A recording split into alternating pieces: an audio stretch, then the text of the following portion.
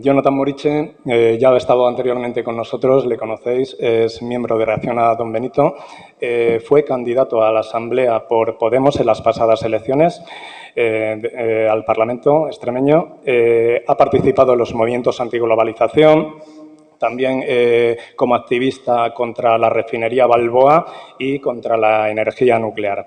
También es colaborador de Rebelión ORG y otros medios. Actualmente también creo que colaboras con el diario Hoy de Extremadura. Bien, Miguel Manzanera es presidente del Plan B de Extremadura, militante y miembro de la Dirección Regional de Izquierda Unida, profesor de filosofía y filósofo, activista ecologista e internacionalista, ¿no, Miguel? Sí, sí. Pero Miguel también es escritor y precisamente hoy viene de la Feria del Libro de Mérida, donde, Miguel, me lo he traído, el ejemplar que me regalaste el otro día, Atravesando el desierto, balance y perspectivas del marxismo del siglo XXI. Te invito a que hagas una pequeña introducción y un comentario sobre tu ejemplar. Bueno, pues muchas gracias. Sí, efectivamente, he estado ahí en la Feria del Libro de Mérida esta mañana. Y bueno, atravesando el desierto, bueno, yo soy doctor en filosofía, me doctoré con una tesis sobre Manuel Sacristán, que es probablemente el filósofo marxista más importante que hemos tenido en la cultura de nuestro país.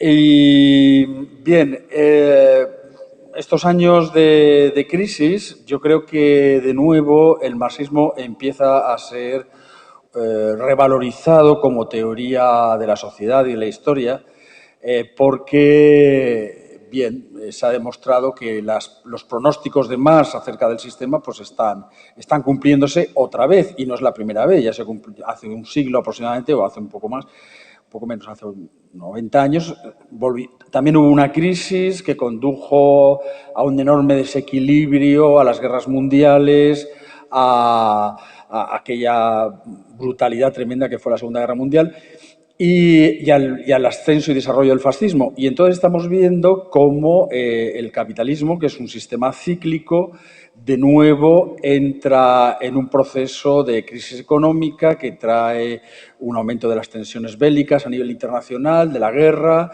y que al mismo tiempo provoca el ascenso y la vuelta de los fascismos, una cosa que parecía que ya estaba superada por la historia, pues gracias a las consecuencias de la guerra mundial, que fue, de hecho, pues una derrota al fascismo y una victoria de la clase trabajadora europea en contra de ese desarrollo histórico que es el fascismo.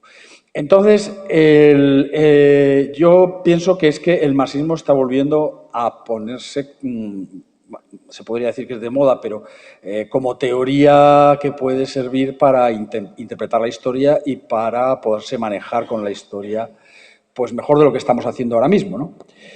Y por eso he escrito el libro, bueno, porque mi formación, yo soy filósofo marxista desde la tesis doctoral, bueno, desde antes, yo empecé a militar en los grupos de izquierda cuando tenía 18 años, 17 años y tengo 60, o sea que llevo toda mi vida en estas cosas, ¿no?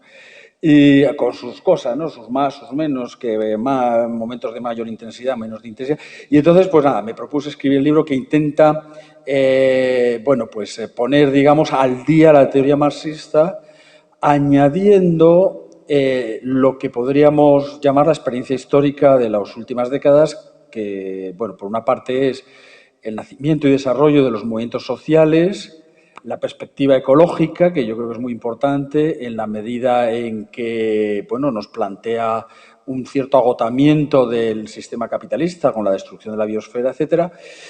Y, bueno, por otra parte, bueno, pues también intentando recoger, pensar e interpretar los fenómenos que se han dado en el intento de llegar al socialismo a través de la construcción de estados que, bueno, han sido fallidos, como el caso de la Unión Soviética, o que han retomado una especie de capitalismo de Estado, ¿no? Que es el caso de China. Yo creo que todavía se le puede clasificar como capitalismo de Estado, aunque a lo mejor la evolución que lleva puede dar origen a una integración en el capitalismo internacional de carácter neoliberal, ¿no?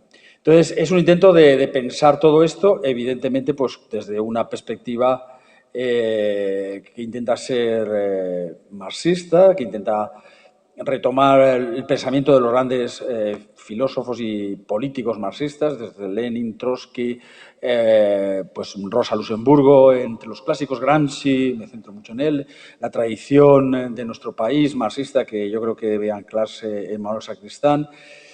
Y bueno, pues también otra serie de aportaciones, Althusser, etcétera. Bueno, mucha. Y ahí, bueno, pues ese es el libro en definitiva. Muy bien, muchas gracias, Miguel. Vamos a pasar a la mesa política, como decimos, y vamos a comenzar con el régimen del 78. Y precisamente te voy a dar a ti la palabra otra vez, porque tengo entendido de que en los últimos meses has publicado, bueno, y hemos visto tuyos, diversos artículos sobre la situación política actual en España y queríamos que nos explicases un poquito las tesis y las perspectivas que estás defendiendo al respecto. Sí, bien. La idea de la que parto es que la crisis capitalista es una crisis muy profunda, es comparable a la que sucedió hace un siglo, como acabo de decir, y que va a traer consecuencias muy dramáticas para los próximos años. Es decir, esto no se va a acabar hoy ni mañana. Y, bueno, tiene características distintas, evidentemente, pues vivimos en un mundo mucho más globalizado, no existe la Unión Soviética, pero hay otros. Han aparecido otra serie de grupos, de estados, ¿no?, como son el BRICS, sobre todo la hegemonía económica que ahora mismo tiene China a nivel internacional, es decir, la gran fábrica del mundo es China. Muchas veces la gente dice que ya no existe la clase obrera, porque aquí no vemos obreros, ¿no? Existen trabajadores de clases medias, se identifican con las clases medias, hay una clase obrera muy integrada dentro del sistema, con una conciencia de clase muy limitada. Pero es que, claro, casi siempre se pierde de vista de que las relaciones internacionales, o sea, la economía es una economía internacional, la globalización que llaman, y entonces la distribución de tareas y el reparto, la división del trabajo se hace a nivel internacional. Y la gran fábrica del mundo, el gran centro industrial de nuestros días es China. Y allí es donde está la clase obrera mayoritaria, ahí, luego también en India, en Brasil, en Rusia, en otros lugares. Pero desde luego las grandes contingentes de clase obrera organizada, además, con todos los defectos que se le quieran buscar y que hay que criticar, por supuesto, de China, pues es ese país, ¿no? Entonces, no es una casualidad, desde mi punto de vista, que China sea el gran contrincante del neoliberalismo y que toda la estrategia militar que está implementando la OTAN para controlar el mundo y para mantener la hegemonía esté dirigida en última instancia contra China. Y esto no es algo nuevo, no es algo de estos meses o de estos años, es algo que ya lo dijo un teórico del Pentágono que se llamaba Huntington en los años 80, cuando se acaba la Guerra Fría con Rusia, pues dicen, bueno, ahora hay que cargarse a China, ¿no? Y entonces ya empiezan a implementar toda la estrategia que además tenían planificado, pues eso, la destrucción de Oriente Medio, que es lo que han estado haciendo, para acercar a China a través de, pues, también introduciéndole la contradicción de los musulmanes que viven allí, ¿no?, chinos, etcétera. Y bien, entonces, pues no, pues de alguna manera parto de este análisis. Entonces, bueno, ¿qué es lo que está pasando en nuestro país? En nuestro país lo que está pasando es que estamos dentro de esa economía capitalista neoliberal en crisis y entonces la dinámica conduce también en esa dirección. Es decir, tenemos una política cada vez más derechista, donde se están liquidando los derechos humanos, donde se está empobreciendo directamente a las clases populares, de alguna manera también para reconstruir la clase trabajadora proletaria, que es lo que, bueno, lo que más muestra, ¿no?, en el Capital, los análisis del Capital, la explotación de los trabajadores para recuperar la tasa de ganancia que ha ido perdiéndose, etcétera. Y lo que pasa es que España es un lugar periférico, el Estado español, con respecto a Europa, y entonces tiene grandes dificultades para realizar esta operación. La verdad es que las dificultades las estamos viendo un poco también por todas partes. En Francia parecía que no iba a pasar nada, pero este mes estas semanas ha habido una rebelión enorme de la clase trabajadora también, porque están intentando también recortarle los derechos, pero claro, allí no son como aquí, que nos callamos un poco más, ¿no? Allí parece que pelean un poco con más decisión, ¿no? Un partido socialista francés, además. Un partido socialista francés de la mano de... Bueno, el Partido Socialista es que una de las cosas que hay que desmontar es justamente la palabra socialista, porque es un disfraz de grupos que son realmente liberales, que con mucho puedes decir que es una izquierda liberal, ¿no? En un momento dado que recoge de los beneficios capitalistas e intenta repartir un poco para que le llegue a todo el mundo los beneficios, ¿no? La riqueza y el bienestar. Pero en realidad es un partido cuyos principios económicos y políticos son meramente liberales. No son, vamos, el socialismo. El Partido Socialista Obrero Español y el socialismo europeo lo destruyó el fascismo en los años 20 y en los años 30. Lo destruyeron. O sea, el fascismo fue creado para destruir el Partido Socialista. Y ahora queda la memoria de aquellas víctimas, pero una memoria profundamente manipulada por lo que hoy se llama el Partido Socialista. O sea, en realidad es la manipulación de la memoria histórica. Eso es el Partido Socialista hoy en día. No el Partido Socialista de Pablo Iglesias, el antiguo, el fundador, o no el Partido Socialista de Largo Caballero, sino el que se ha creado después con González y con todos estos que en definitiva eran gente que venían del falangismo, vamos, son monárquicos y aquí en este país hay que decirlo, los que planearon la guerra civil fue la monarquía, o sea, no fue, los generales que se alzaron en contra de la República eran monárquicos, Mola, Sanjurjo y Franco, y al final decidieron que se quedaba Franco y los otros dos los liquidaban, pero los tres eran monárquicos. Y Franco fue el ejército que se rebeló, el ejército del Rif, fue un ejército creado por la monarquía artificialmente en una guerra colonial brutal en contra de los vecinos, en fin. Bueno, estos son cosas de la historia. Pero bueno, en definitiva, lo que yo he intentado retratar es la crisis del régimen monárquico, que en nuestro país es muy profunda y puede dar origen a un cambio político de verdad. No el cambio político de la transición que hubo, que es lo que van a intentar, hacer una segunda transición, sino un cambio político de verdad. En el momento en el que la memoria de nuestro país se revive y vuelva a recoger lo que realmente es nuestra historia. No la historia que nos han contado la monarquía, no la historia que nos ha contado el régimen franquista, no la historia que nos han contado el régimen monárquico, sino nuestra historia de verdad. La historia de los pueblos que habitaron la península ibérica y desde la antigüedad. Yo una de las cosas que he trabajado también es la historia medieval de nuestro país, que nos lo han contado de una manera totalmente equivocada y errónea. La gran cultura que fue la cultura musulmana en Al-Ándalus fue la más brillante que hubo en Europa en el siglo X, XI y XII, y el Renacimiento europeo bebe directamente de lo que sucedió aquí, en Al-Ándalus. Todo eso nos lo han contado de una manera totalmente tergiversada y engañosa. Entonces, bien, la idea, yo lo que he defendido es la unidad que estamos ahora realizando de Unidos Podemos, de la confluencia de la izquierda. Desde el primer momento lo he defendido dentro de Izquierda Unida, enfrentándome a mis propios compañeros, que lo veían con bastante reticencia. Y, bueno, de alguna manera, bien, lo estoy defendiendo, incluso a pesar de que reconozco que muchas críticas de las que se hacen por parte de compañeros de izquierda pues tienen razón, ¿no? Porque, por ejemplo, el programa de Izquierda Unida ha tenido que ser radicalmente recortado para encajar en los 50 puntos del pacto. Pero claro, nosotros mantenemos nuestro propio pacto, nuestro propio programa y nuestra propia organización, porque es, de alguna manera, no podemos renunciar a cosas como la República o el no a la OTAN o una serie de cosas que de alguna manera vienen de una tradición política. En todo caso, lo que no podemos hacer es, en un momento de cambio social, quedarnos con nuestro programa como si fuéramos el Santa Sanctorum de la revolución, ¿no? Hay que estar con la gente, hay que empujar el carro con todos, hay que unirse a las masas y hay que dejarse perder por las masas si es necesario, ¿no? Hay que estar con lo que la gente en este momento quiere, vota y está desarrollando. Entonces, me parece muy bien la unidad, pero también me parece muy bien cómo se ha estado plasmando en dos organizaciones que mantienen sus identidades, porque yo no voy a renunciar a mi programa. Y entonces, bueno, pues estamos viendo, bueno, pues por ejemplo, lo del general de la OTAN, ¿no? O sea, pues claro, me decía Jonathan que el ministro Margallo ya nos está sacando el tema de que lo de la guerra de Libia ha sido un error. Claro que ha sido un error, ha sido una cosa brutal.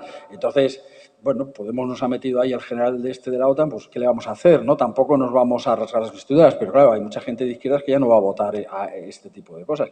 Entonces, hay que mantener el programa y yo creo que eso es muy importante. Entonces, hay que dejar claro esto. Somos dos organizaciones separadas que estamos coaligadas por motivos puramente tácticos. También hay un problema estratégico de la unidad de la izquierda, pero que requiere un debate muy largo y profundo y para que el programa convenza a todos, ¿no? Vamos a tener posibilidad de hablar de confluencia ahora. Jonathan, régimen del 78. Régimen del 78. Vamos a ver. Retomando la idea de Ignacio Ramonet, de las tres crisis, aquí hay tres crisis encadenadas, no hay una. Hay una crisis económica, hay una crisis política y hay una crisis ecológica. La crisis económica, yo incluso para explicar esto lo suelo contar con una anécdota personal, ¿no? Yo trabajaba en una empresa que daba servicio al sector de la construcción y cuando explota la burbuja inmobiliaria, muchos de los propios profesionales del sector de la construcción no sabían lo que estaba pasando. Le pilló porque la gente estaba absolutamente... La gente, todos, con salvadísimas excepciones, se había difundido muy bien la ideología, en el sentido de falsa conciencia, de mentira, de que la burbuja inmobiliaria iba a crecer para siempre y los pisos iban a subir para siempre, e íbamos a subir de precio y íbamos a poder seguir construyendo para siempre. En la mente de la mayoría de los españoles y las españolas no entraba en la idea de que la burbuja podía pinchar. Eso venía estimulado desde arriba para fomentar ese modelo de crecimiento. Cuando la burbuja explota, la primera reacción popular, cultural en este país, no es la protesta, es la estupefacción, es ¿qué está pasando aquí? O como me decía un cliente, pero si yo antes hacía una promoción de 16 viviendas y antes de poner el primer ladrillo lo tenía ya todo vendido en plano. Y ahora tengo 16 viviendas donde tengo invertido todo y no vendo ni una. Esa estupefacción, ¿por qué? Porque se había vendido una teoría económica a la gente absolutamente falsa, de crecimiento ilimitado. Bien, tardamos, para que vayamos viendo un poco lo lentos que son ciertos procesos culturales, tardamos del 2007 al 2011 en pasar de la estupefacción al cabreo, que es el 15M. El 15M es la primera vez que nos sacudimos esa ideología y decimos, no, esto no es una crisis, esto es una estafa. Famosa frase de las plazas. El 15M tiene una misión, cumple una misión extraordinaria que es cristalizar cultural y socialmente el descontento. Problema, el 15M digo, y todo lo que viene después, la plataforma afectadas por la hipoteca, la marea verde por la educación pública, la marea blanca por la sanidad pública, pero nos encontramos de morros con un muro de hormigón armado, inamovible, que son las instituciones políticas, que siguen en manos de los responsables tanto de la crisis como de las mentiras de la crisis. Y del 11 al 14 buscamos la herramienta para, y ese fue el primer lema político de Podemos, el primer lema de las elecciones europeas, convertir la indignación en cambio político. Porque eso no iba a ser un chasquido. La fórmula para pasar de las plazas a los gobiernos no iba a ser reunirnos 4 amigos en una mesa, iba a necesitar un proceso de maduración. Y hubo varias opciones. O sea, podía haber pasado, por ejemplo, pudo haber pasado que Rodríguez Zapatero u otro socialista hubiera dado un puñetazo en la mesa y se hubiera convertido en lo que hoy es Bernie Sanders en Estados Unidos o Jeremy Corbyn en Gran Bretaña, un socialista que vuelve a los orígenes de lo que fueron los partidos socialistas de verdad socialdemócratas. Eso no pasó. Izquierda Unida, en la que yo formaba parte de Izquierda Unida en ese momento, por sus propias inercias, digamos, por estar muy encajada en la mentalidad anterior, tampoco supo gestionar, tampoco supo convertirse, para hablar en términos llanos, en el partido de la indignación masiva que se estaba viendo en las plazas. Hizo falta otra salida, y esa salida fue Podemos, que no es estrictamente Podemos, es Podemos que luego consigue, además de, digamos, como partido político singular, tiene esa primera fase, elecciones europeas y elecciones autonómicas y municipales, y una segunda fase en la que recoge todo lo que había quedado rezagado, que son Izquierda Unida, los sectores más sanos y más decentes del Partido Socialista, parte de los movimientos sociales que no acababan de ver cómo había que hacer ese asalto a las instituciones sin perder esa calidad democrática, esa radicalidad y esa pureza, si lo queréis llamar así, democrática que los españoles y las españolas habíamos sido capaces de componer en los movimientos sociales, en las plazas, ¿no? En esas asambleas circulares donde todo el mundo tenía opinión y tenía decisión. En medio de este proceso hay varios intentos de recomposición del régimen. El régimen intenta en varias ocasiones no cambiar, lavarse la cara. Y en esos lavados de cara hay dos cuestiones fundamentales que son la sucesión monárquica. Quitamos a un señor pues, de una trayectoria bastante grosera y que va por ahí matando elefantes en África y tal y cual, y ponemos al preparado, como dicen, ¿no? A ver si con esto salvamos los trastos. Y quitamos a personajes más o menos antiguos como puedan ser, me refiero en el PSOE, ¿no? Quitamos a un personaje como Rubalcaba y ponemos a un tipo fresco y guapetón. Había dos frescos y guapetones disponibles, Eduardo Medina y Pedro Sánchez, y ganó Pedro Sánchez, pero en realidad eran caras nuevas para seguir haciendo lo mismo. Y gracias a la enorme capacidad de autoformación política que demostramos los españoles y las españolas durante el 15M, no nos lo creímos. Eso fue, yo creo que hay un momento clave ahí, que ese momento de la sucesión monárquica y el cambio de liderazgo en el PSOE, en el que si hubiéramos sido un pueblo más ingenuo, si hubiéramos sido un pueblo más sumiso, como decían que éramos, hubiéramos picado y hubiéramos tenido bipartidismo para otros 300 o 400 años. Pero el 15M nos había enseñado muchas cosas.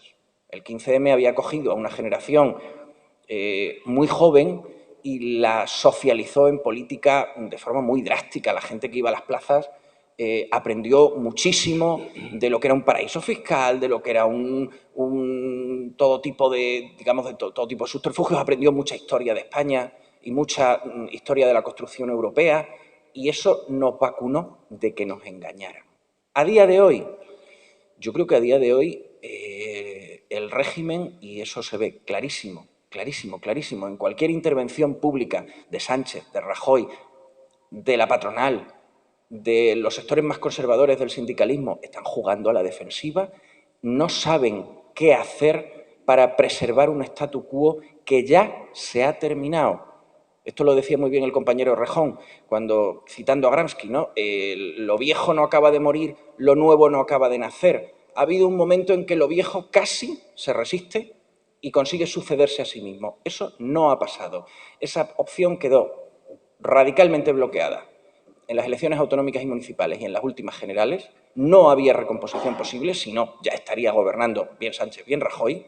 Quedó la puerta abierta y ahora, en esta inesperada prórroga que nos han dado los resultados electorales, pues tenemos que rematar el partido y tenemos que ganar el partido, lo cual no significa que esté la tarea hecha. Y esta es una idea que digo ahora y que voy a repetir en algún momento durante el acto. Lo decía Julio Anguita el otro día, que bueno, ¿qué hay que no sepa Julio Anguita, ¿no? Un hombre tan sabio y tan experimentado y tan decente. Ganar las elecciones no es el final de nada, es el principio. Porque cuando ganan las elecciones es cuando empieza la tarea de verdad. Porque lo que tenemos ahora enfrente son sombras chinescas. El Partido Popular, el Partido Socialista. Cuando llegas al gobierno es cuando te enfrentas al poder de verdad. El poder de verdad no son ni Sánchez ni Rajoy, ni Albert Rivera. El poder de verdad son el IBEX 35. El poder de verdad son todos esos accionariados absolutamente entrecruzados, la casta que decíamos, que no sé por qué se ha dejado de decir porque es muy expresivo. La casta es el verdadero gobierno del país. Los otros son, como decimos aquí en Extremadura, los manijeros. El día que lleguemos al poder político, al poder institucional, es cuando pasamos de enfrentarnos al manijero, al capataz, y empezamos a enfrentarnos al dueño de la finca. Y ahí empieza de verdad la batalla política. Muy bien. En los últimos días, las últimas horas, estos partidos que estás mencionando, los partidos del régimen, han lanzado el mensaje de una supuesta recuperación, ¿no? ¿Qué hay de propagandístico, qué hay de verdad en esas afirmaciones? Sí, por ejemplo. No, a ver, no es por dar un mensaje catastrofista, ni mucho menos ser oportunista porque hay elecciones y decir que las cosas están fatal para ver si la gente nos vota, no. O sea, lo que hay que ser es honesto. Honesto, absolutamente honesto, también en campaña electoral. No hay recuperación económica posible en este momento en España mientras no haya un cambio radical de política económica, de modelo económico. O sea, no vamos a reflotar este país, como proponen ciertos irresponsables, volviendo a abrir la burbuja de la especulación inmobiliaria. Eso es una auténtica atrocidad que no va a tener un gran efecto a corto plazo y a medio plazo va a condenar a este país a padecer una segunda burbuja y una segunda explosión de burbuja.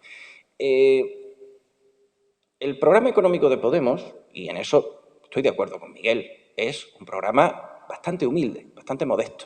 Entre otras cosas porque es un programa a 4 años, no es, digamos, no es el final, no determina, a diferencia de lo que sí hacen otros programas políticos como el de Izquierda Unida, que sí determina un objetivo final. En ese sentido, Podemos juega un poco la carta de la autocontención. Un programa a 4 años. Si a 4 años somos capaces de, ya sea en un gobierno en solitario, en un gobierno con un partido socialista renovado como socio menor, no sé cuál es, luego hablaremos de eso.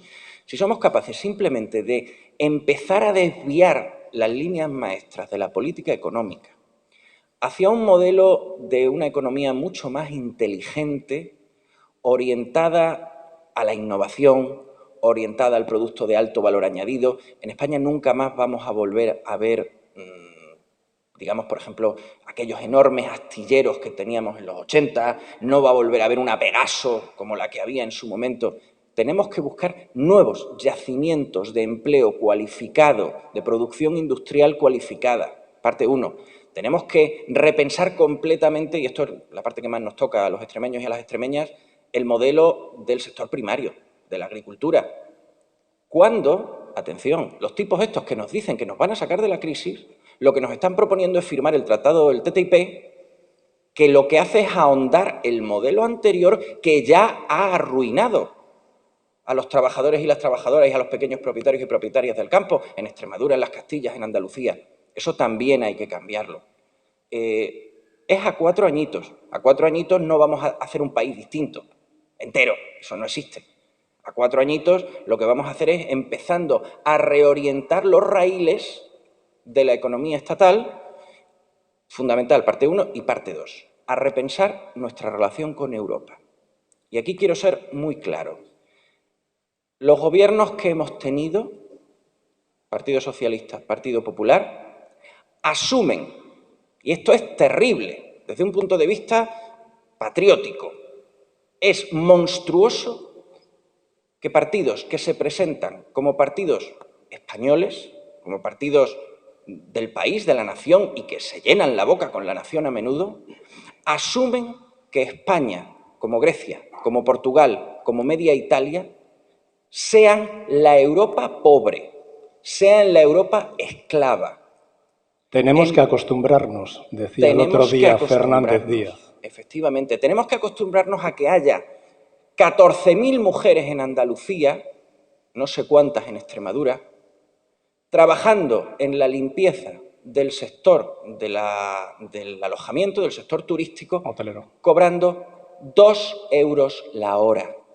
Lo que quieren el Partido Socialista, el Partido Popular y Ciudadanos, que son exactamente lo mismo, en la marca blanca, la marca blanca un poco de cada uno, es que asumamos que nos toca ser, bueno, pues digamos, las hermanitas pobres de Europa, los países del sur, nos va a tocar eso a perpetuidad.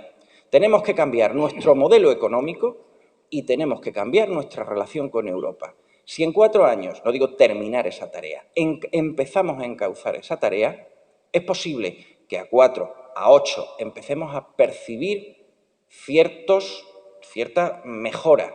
Quien venga aquí a vender una recuperación a 2 años, y eso Podemos no lo hace, Podemos avisa, o Unidos Podemos avisa, vienen tiempos duros.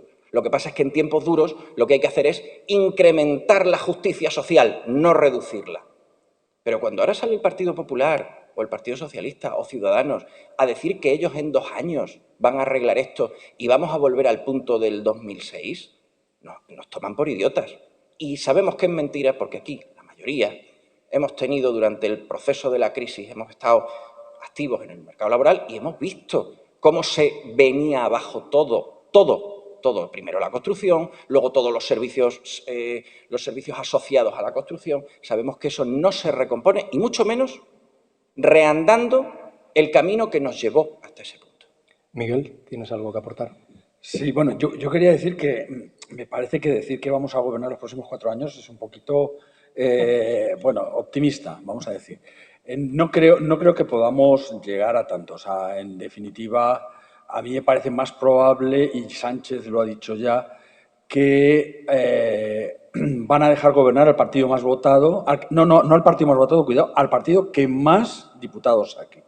Porque ellos prevén, yo creo que Unidos Podemos puede ser el partido más votado del espectro electoral, con las confluencias y con la afluencia de votos de mucha gente que está ahora mismo desencantada del PSOE o que está muy enfadada con lo que está pasando necesidades simplemente, pero me parece difícil que podamos llegar al gobierno.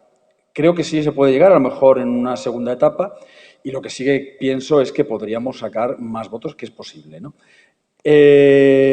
Ahora bien, tal y como está la ley electoral, etcétera, esos más votos no se van a traducir en un mayor número de escaños. Y lo más probable es una coalición de PP con Ciudadanos y una abstención del Partido Socialista, ¿no? Porque también ha dicho González que él no ve un gobierno de gran coalición. O sea que, entonces, creo que debemos prepararnos para una oposición crítica capaz de avanzar poder ciudadano y poder de organización, porque realmente la crisis va a seguir golpeando muy duramente a las familias, a las personas, a la clase trabajadora, a los más pobres. Y entonces hay que desarrollar todas aquellas luchas que permitan generar solidaridad y tejido social, instituciones capaces de dar el vuelco. Yo no creo que se pueda manejar el sistema constitucional que nosotros tenemos, el sistema legal que nosotros tenemos desde la izquierda y precisamente, o desde una posición ya no de izquierda, sino simplemente razonable, ¿no? Como decía Alberto. Hay toda una serie de mecanismos legales, de funcionariado retrógrado y tal, que va a hacer imposible, va a bloquear cualquier posibilidad de progreso. Tenemos que crear mecanismos, como se decía en la teoría tradicional, de doble poder, ¿no? Y en este sentido, has hablado de una economía diferente, con innovación y tal, bueno, todo eso es muy bonito y ojalá que se pueda hacer. Pero en mi opinión, y además aquí voy a responder también a otra de las cuestiones que he visto que están planeadas. ¿Por qué Extremadura, por ejemplo, que es una región con un Producto Interior bruto tan bajo y que además tiene unos índices de paro tan grandes, etcétera, por qué es una de las regiones que al mismo tiempo es, digamos, más conservadora o donde el conflicto social no se ha planteado con tanta agudeza como, por ejemplo, se plantea en Andalucía o en Madrid o en Cataluña? Yo creo que hay un factor importante que yo lo destaqué ya en unas ponencias que hice para Izquierda Unida, y es que en Extremadura lo importante no es el Producto Interior Bruto, que es una medida capitalista de la riqueza, sino que hay muchos mecanismos de creación de riqueza y de hacer circular la riqueza que no pasan por el mercado. Es decir, hay, por ejemplo, los huertos comunitarios de Carcaboso, ¿no? O sea, en Carcaboso es una experiencia del ayuntamiento, pero ¿cuánta gente tiene una agricultura que no va a un supermercado o no va a una tienda o no va al mercado? Esto simplemente sirve para el autoconsumo o se regala a los amigos o se distribuye como un sistema de favores en los cuales todo el mundo se apoyan los unos a los otros sin necesidad de que haya una economía monetaria. Entonces tenemos cosas tan interesantes como que, por ejemplo, desde el índice de desarrollo humano, Extremadura no es la región que tiene peor índice de desarrollo humano de la península ibérica, de las regiones autonómicas del Estado español. Está por encima de Andalucía o está por encima de Murcia, por ejemplo, en desarrollo sanitario o el índice de desarrollo educativo, ¿no? Y en mi opinión, creo que la economía extremeña es una economía que tiene muchos de los elementos que está señalando Alberto como forma de creación de riqueza que no pasa por el mercado, que no es capitalista, pura y simplemente. No se puede medir con el Producto Interior Bruto. No se puede medir porque es trabajo que no va al mercado, que no pasa por un mecanismo mercantil. Y yo creo que también tiene que ir un poco por ahí una economía alternativa. Es decir, es una economía que no tiene por qué necesariamente ir por el mercado, que no tiene que regirse por teorías neoliberales de Producto Interior Bruto o de acumulación de capital, que tiene que ir por unos índices económicos y unas teorías económicas que son completamente distintas y que tiene que buscar índices de crecimiento y de desarrollo alternativos. Índices que son, pues, por ejemplo, el Índice de Desarrollo Humano de la ONU, que incluye sanidad, que incluye educación y que incluye también el Producto Interior Bruto. Pero bueno, yo creo que eso se podría prescindir. Muy bien, pues aprovechando que estamos, Alberto, ¿tienes algo que añadir a las palabras? Porque te veo con ganas. Sí, es que estoy encantado porque además hoy surgió un debate en un grupo de WhatsApp por el tema, no sé si habéis oído que en el Valle del Jerte están inspectores de la Seguridad Social multando a la gente que se ayuda, ¿no? No sé cómo se llama aquí, si tiene algún nombre, pero echarse una mano en las tareas agrícolas es algo que se ha hecho tradicionalmente siempre, ¿no? En las zonas que hay sierra se cogían primero los olivos de abajo, que eran de fulanito, y luego los de arriba porque maduraban unas semanas más tarde si daba tiempo. O en las cosechas de heno o en la cosecha de cereal se echaba una mano, ¿no?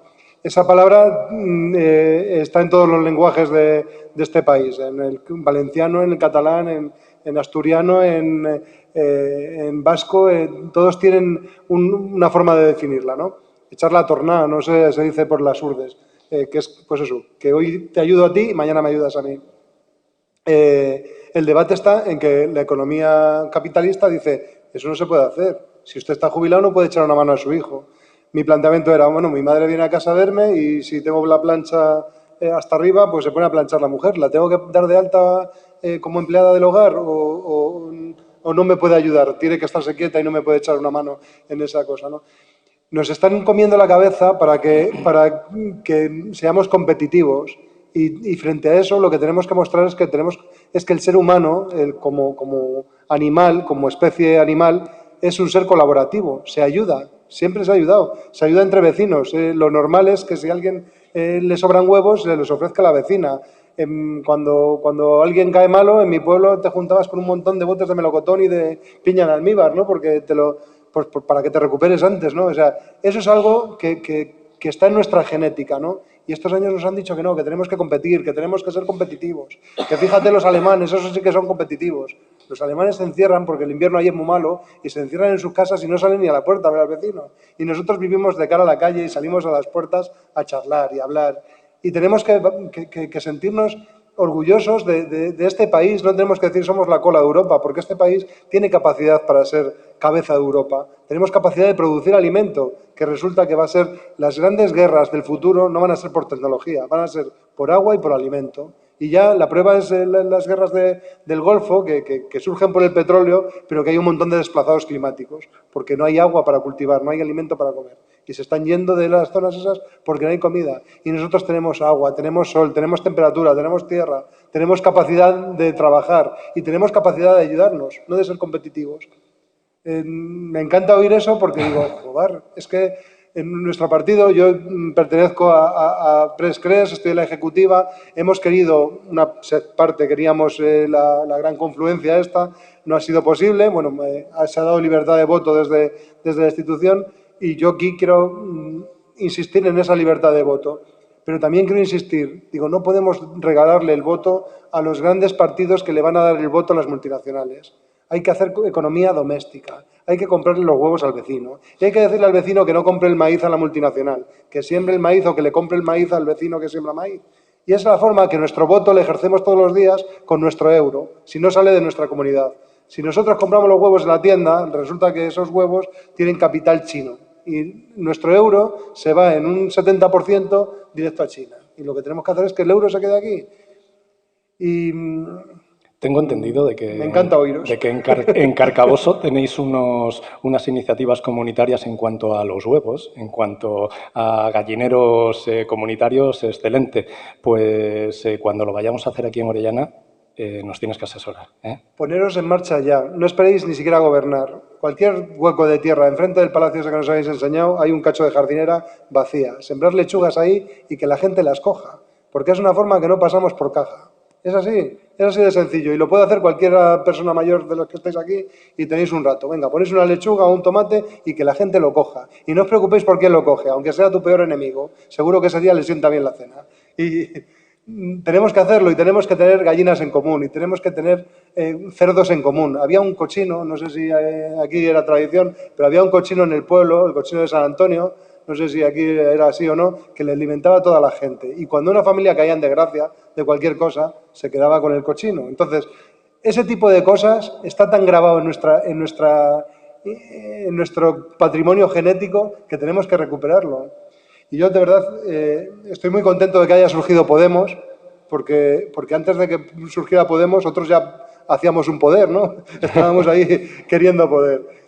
Y ha sido como que, bueno, de repente hay una generación que no le había preocupado la política y que de repente está preocupada por la política y yo estoy encantado de que haya sido así, ¿no? De que haya surgido. Pero no perdamos tampoco, pues eso, Podemos, a mí me parece un poco fenómeno urbano, ¿no?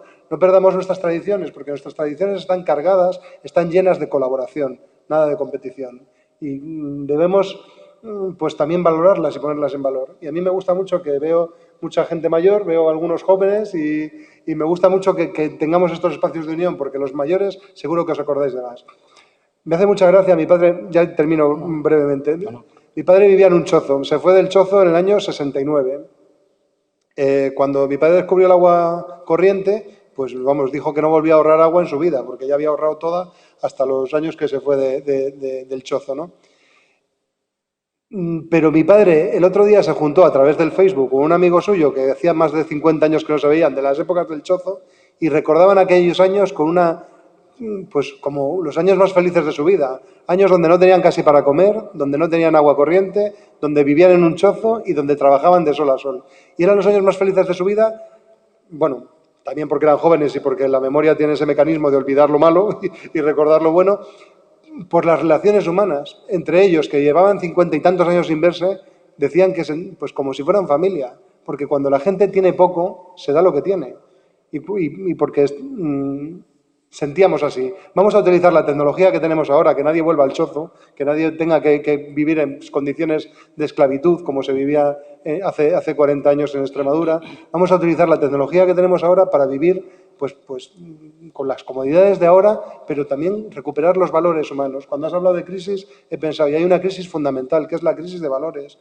Bueno, insisto, nos están machacando todo el día, compite, que tenemos que colaborar. ¿Os habéis dado cuenta de que Alberto emana ilusión? Anteriormente ha mencionado el Palacio porque hemos ido todos, hemos ido a enseñarles el Palacio de aquí de Orellana y el proyecto que tenemos de convertirlo en centro de interpretación de la naturaleza. Se lo hemos estado enseñando antes. Bueno, vamos a ir finalizando este apartado y, bueno, yo quería recordar a Manzanera y a Moriche unas palabras últimas de Yanis Varoufakis, que decían algo así como: un cambio de gobierno en España puede salvar a Europa. Manzanera y Moriche participan respectivamente en el Plan B y Diem 21. Miguel, tú eres presidente del Plan B en Extremadura. Me gustaría que brevemente me definieseis cada uno qué es cada uno de estos organismos. Sí, el Plan B surge después de la experiencia de Syriza en Grecia. Sabéis lo que pasó, ¿no? Syriza gana las elecciones con un proyecto económico para liquidar, para acabar con la austeridad, las políticas neoliberales impuestas desde Europa, pero les niegan cualquier posibilidad, cualquier puerta de salida y entonces, bueno, pues ahora Syriza está haciendo unas políticas de recortes pues como si fuera cualquier otro partido de derechas, ¿no? En definitiva. Entonces, claro, esto es lo que le puede pasar también a un hipotético gobierno de Unidos Podemos, ¿no? Y, bueno, hay un ministro que se llama Varoufakis, que es profesor en la Universidad Americana de una teoría muy moderna que se llama teoría de juegos, muy interesante, a mí me gusta mucho. Y este hombre decide no seguir en Syriza porque decide no aceptar el chantaje que la Comunidad Europea está haciendo al gobierno griego, ¿no? Entonces, su idea es que al gobierno griego le faltó un plan B. Es decir, el plan A consiste en convencer a la Comunidad Europea de que es necesaria otra política para salir de la crisis. Y la Comunidad Europea no se va a dejar convencer de que eso es necesario. Por lo tanto, necesitamos un plan B, porque el plan A sabemos que no, es muy difícil que se pueda realizar. ¿Cuál es el plan B? El plan B es decirle a la Comunidad Europea, bueno, si ustedes no nos dejan hacer otra política, nos vamos. Es la posibilidad de romper con el euro como única baza que tenemos para hacer la negociación. Porque si tú no tienes ninguna baza para hacer la negociación, nos van a pasar como a Syriza. Entonces, yo también estoy en un grupo que se llama Romper con el euro, que acabar con el euro. Es decir, el euro es el instrumento que el capital y el neoliberalismo tiene para ahogar los pueblos europeos. Y si nosotros no tenemos como pueblo, como nación, como proyecto político, la posibilidad de romper con el euro y de romper con Europa, no vamos a salir jamás de la crisis de una manera razonable y progresista. Vamos a seguir siendo esclavos de un gran capital que se dirige sistémicamente hacia un caos monstruoso. Lo mismo que pasó en el siglo pasado, aquella guerra mundial, el fascismo, el nazismo, todas esas cosas terribles que nos ponen los pelos de punta, esos fenómenos se están volviendo a dar. Y la única alternativa es parar los pies a eso y decirle, oye, vamos a llegar hasta aquí, es decir, tenemos la posibilidad de irnos y nos vamos a ir. Es lo mismo que hace un trabajador cuando se pone en huelga. Vale, yo estoy sometido y tengo que estar aquí, pero yo tengo la posibilidad de dejar de trabajar, irme y dejarle a usted plantado. Y es la única que te queda, en definitiva. Ya sabes que vas a pasar hambre, que lo vas a pasar difícil, pero tienes que hacerlo porque si no va a ser peor. Diem 25. Diem 25, organización promovida por Yanis Varoufakis, forma parte del Plan B y digamos que dentro del Plan B es un movimiento plural y hay distintas visiones sobre la cuestión de Europa y del euro. Miguel forma parte del salir del euro y este es un debate que tuvimos tú y yo hace ya 2 años en Don Benito, o 2 años y pico, mientras que Diem 25 tiene una perspectiva distinta que es, no se trata de salir de la Europa del euro, sino de democratizar la Europa del euro. No porque nos guste en absoluto, esto lo explicaba muy bien Varoufakis el otro día en una entrevista, si a ti te montan o te montas por error en un avión que no va a donde tú quieres y te das cuenta a mitad de viaje cuando vas a 80.000 pies, lo más sensato no es saltar. Lo más sensato es convencer al piloto de que cambie de rumbo o, llegado el caso, hacerte con la cabina. Nos metieron en un proyecto absolutamente inviable desde el punto de vista de la justicia social y de la democracia política. Cuando nos metieron en Maastricht, en el proceso Maastricht, tenía toda la razón aquellos pioneros de la crítica a Maastricht, como Julio Anguita, esto termina mal, Pero ahora, y digamos que este es el núcleo fundamental de lo que propone Diem 25, ahora una ruptura desorganizada y traumática de la zona euro puede tener consecuencias no deseadas y puede acabar pues muy mal, especialmente para los países más débiles, para España, para Portugal, para Grecia.